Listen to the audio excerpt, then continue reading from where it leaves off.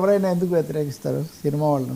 రాజకీయాలు వచ్చి కొంచెం ఆ చర్చలు ఎక్కువైపోయాయి, కానీ లేకపోతే రాజకీయాలే, సినిమానే. సార్ చంద్రబాబు ఎమ్మెల్యే మాత్రమేనా? వైసీపీ కౌంటర్పై మంటలు. ఇప్పుడు ఆంధ్రప్రదేశ్ రాజకీయాల్లో ఈ వాదోపవాదాలు, రాజకీయ సమస్యలు, ఆర్థిక అంశాలు పక్కకు పోయి ఒకరినొకరు తక్కువ చేసుకోవడం అన్న దాని మీద ఎప్పుడైతే వచ్చిందో, మామూలుగా వింటున్నాం కదా మనం, పులివెందుల ఎమ్మెల్యే అని జగన్ 1-2 సార్లు అంటాం. మాజీ ముఖ్యమంత్రి ఎవరైతేనే నాదెళ్ల భాస్కర్ ఒక్క నెలే ఉన్నా కానీ మాజీ ముఖ్యమంత్రి అని అంటున్నాం. అటువంటిది పూర్తి కాలం ఉన్న ఒక వ్యక్తిని మాజీ ముఖ్యమంత్రి అనొచ్చు, కానీ ఎందుకు అనాలి అని వీళ్ళు మంత్రుల దగ్గర నుంచి, ముఖ్యమంత్రి కాదు కానీ మిగతా వాళ్ళందరూ పులివెందుల ఎమ్మెల్యే నిజం కాదా? నిజమే. నరేంద్ర మోదీ గారు వారణాసి ఎంపీ కూడా, వారణాసి ఎంపీ అయితేనే ఆయన ప్రధాని, లేకపోతే రాజ్యసభకు కూడా ఆ ద్వారా రావాల్సి వస్తుంది. కాబట్టి ఈ కోణంలో బహుశా వాళ్ళు దాన్ని కడుపులో పెట్టుకొని కావచ్చు. ఈరోజు వైసీపీ వాళ్ళు ఉద్యోగ కల్పన ఈ విషయం మీద చర్చ జరుగుతున్నప్పుడు పులివెందుల కుప్పం ఎమ్మెల్యే అన్నారు అని టీడీపీ వాళ్ళు, అంటే పాలకపక్షం చాలా తీవ్ర స్థాయిలో నిరసన. మంత్రులు కోల్లు రవీంద్ర, పయ్యావులు కేశవ్, తర్వాత నాదెళ్ల మనోహర్ సభా వ్యవహారాల తరఫున చివరికి ముగించారు.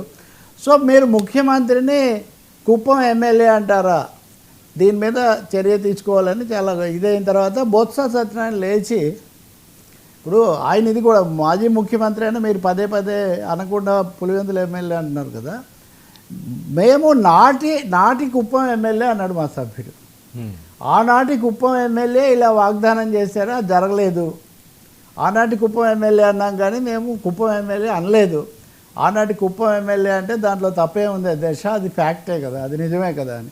అంటే ఒక విధంగా మంత్రులు, మాజీలు, ప్రస్తుత ముఖ్యమంత్రులు వీళ్ళందరినీ కూడా ఎమ్మెల్యేలుగా చెప్పుకోవడం అనేది ఎవరికైనా ఏం గౌరవం లేదు నిజానికి. ఎందుకు అది ఆ వాతావరణం, ఆ సంస్కృతి వచ్చింది. దాని మీద కాసేపు అటు ఇటు మాట్లాడాక అప్పుడు సభాపతి స్థానంలో ఉన్న వ్యక్తి, ఆయన ప్యానల్ స్పీకర్ చైర్మన్ ఆయన లేరు. కాసేపు వేరే ప్యానల్ మెంబర్ ఉన్నారు. ఆయన మేము పరిశీలించి ఉంటే అలా ఉంటే తీసేస్తాము. ఆనాటి సభ్యుడు, ఆనాటి ఎమ్మెల్యే అని ఉంటే ఏమన్నా ఓకే. దాని మీద మళ్ళీ కొంచెం జరిగింది, మళ్ళీ బొత్స మాట్లాడారు. చివరకు నాదెళ్ల మనోహర్ కూడా వచ్చి ప్రభుత్వం తరఫున మీరు చూసి అలా ఉంటే ఓకే, లేకపోతే లేదు అన్నారు. అంటే బహుశా ఇది కొత్త, ఇక మీదట వీళ్ళు బహుశా చంద్రబాబు నాయుడు అంటే వాగ్దాన భంగం ఇట్లాంటి ప్రశ్నలు, ఇట్లాంటి ప్రస్తావనలు వచ్చినప్పుడంతా నాటి కుప్పం ఎమ్మెల్యే అంటారేమో అని. అంటే ఇప్పటి పులివెందుల ఎమ్మెల్యే, నాటి కుప్పం ఎమ్మెల్యే, ఇలా ఈ ఇద్దరిని కూడా వర్ణించే ఒక ఇది వచ్చినట్టుంది. ఇవన్నీ వీటి వల్ల రాజకీయంగా ఒరిగేది లేదు, తరిగేది లేదు. వాళ్ళకున్న బలం వాళ్ళకు, వీళ్ళకున్న స్థానం వీళ్ళకు ఉంటుంది. కానీ అలా ఉంది ఒక అసహనము, ఒకరినొకరు తక్కువ చేసుకోవడం లాంటి రాజకీయాలు రావడం వల్ల ఈ పరిస్థితి. వాస్తవంగానే నిన్నే చెప్పా ఈ విషయం, మనం నిన్న చర్చించాం. ఇప్పుడు ఒకసారి సభలోకి వచ్చిన తర్వాత వాళ్ళందరూ రాష్ట్రానికి అంతటికి ప్రాతినిధ్యం వహిస్తారు. శాసనసభ అనేది రాష్ట్రానికి ప్రాతినిధ్యం వహిస్తుంది తప్ప ఇక్కడ ఉన్న సభ్యులు పలానా నియోజకవర్గం నుంచి వచ్చారు కాబట్టి దానికి ప్రాతినిధ్యం వహించడంతో పాటు రాష్ట్ర విషయాలు చర్చిస్తారు. అందువల్ల వాళ్ళను మంత్రులైనా, ముఖ్యమంత్రులైనా, మాజీలైనా, లేకపోతే ఇంకొకరైనా వాళ్ళనేదో వాళ్ళ నియోజకవర్గాలకు పరిమితమయ్యారని చూడడం వల్ల కూడా ఏమీ ఉపయోగం లేదు. చూడాలి మరి వీళ్ళ కౌంటర్. ఇక మీద ఇది కూడా మొత్తం వినాల్సి వస్తుందేమో, నాటి కుప్పం ఎమ్మెల్యే ప్రస్తుత ముఖ్యమంత్రి అని చెప్తారేమో తెలియదు. కానీ బొత్స అయితే ఇప్పుడు అనలేదు అనేది 1-2 సార్లు ఆయన చెప్తున్నారు. ఈ మాట్లాడిన ఎమ్మెల్సీ కూడా అక్కడే ఉన్నారు వాస్తవంగా. విచిత్రమైన, బహుశా ఇలాంటి డిబేట్ ఎప్పుడు వచ్చి ఉండదు ఇటువంటిది. కానీ వస్తున్నాయి ఇంకెన్ని వింతలు చూడని ఉంటేమో అని. ఈ చిలిపి తగాదాలుగా, చిలికి గాలివానలుగా మారుతున్న ప్రస్తుత రాజకీయాల్లో ఏదైనా సంభవమే అన్నట్టుగా ఉంది. ఎవరు తగ్గరు. మీరు ఒకటి అంటే మేము 2 అంటాం, మీరు 2 అంటే మేము 4 అంటాం. ఇది పెరుగుతూ పోతుంటుంది. సార్ వైసీపీ ఎదురుదాడి ఇటు నిన్న జగన్మోహన్ రెడ్డి తన ఇది విడుదల చేయటము, red book versus digital book రావటము, ఆయన తీవ్ర స్థాయిలోనే ఇవన్నీ కూడా మాట్లాడారు. ఇంకొకటి మేము వస్తాము, మేము వచ్చిన తర్వాత దీని అంతటికి కూడా తగినది మేము తీసుకుంటాము. ఇప్పుడు బాధపడిన వాళ్ళకి అప్పుడు ఉపశమనం కల్పిస్తాము. అలాగే ఇప్పుడు హద్దు మీరిన వాళ్లకు, తప్పులు కావాలని కక్ష సాధింపు చేసిన వాళ్లకు మేము చట్టరీత్యా చర్యలు తీసుకుంటాము. అవన్నీ ఇందులో నిక్షిప్తమైంటాయి. నేను ఎక్కడున్నా, నేను ఒకవేళ ఉద్యమాల్లో దీక్షల్లో ఉన్నా కానీ మీరు ఇందులో పెట్టండి అని చెప్పారు.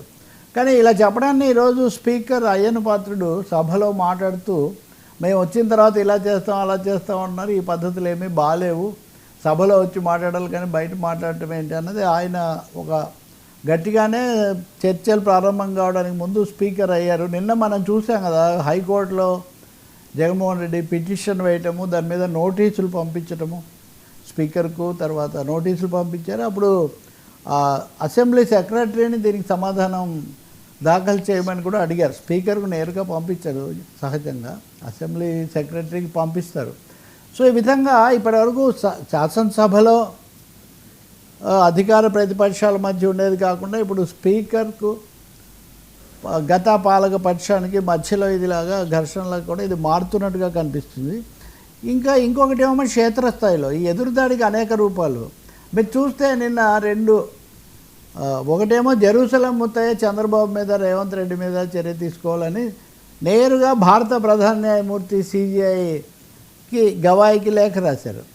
ఆంధ్రప్రదేశ్లోనేమో గతంలో సిఐగా పనిచేసిన సిఐ శంకరయ్య చంద్రబాబు నాయుడుకు నోటీస్ ఇచ్చాడు. ఆయన, నన్ను మీరు అవమానించారు, వివేకానంద రెడ్డి హత్య లేకపోతే మృతి ఆ సందర్భంలో అక్కడ అవన్నీ సాక్ష్యాలు చెరిపేయడానికి నేను ప్రత్యక్షంగా సహకరించానని అర్థం వచ్చేటట్టుగా మీరు మాట్లాడారు, ఇది నా పరువు భంగం కలిగించింది, నాకు ప్రమోషన్ వచ్చిందని కూడా మీరు అన్నారు, అవేమీ జరగలేదు, ఇంకా ఏవో ఇలాంటివన్నీ కూడా పెట్టి, అంటే ఇది లీగల్ యాంగిల్.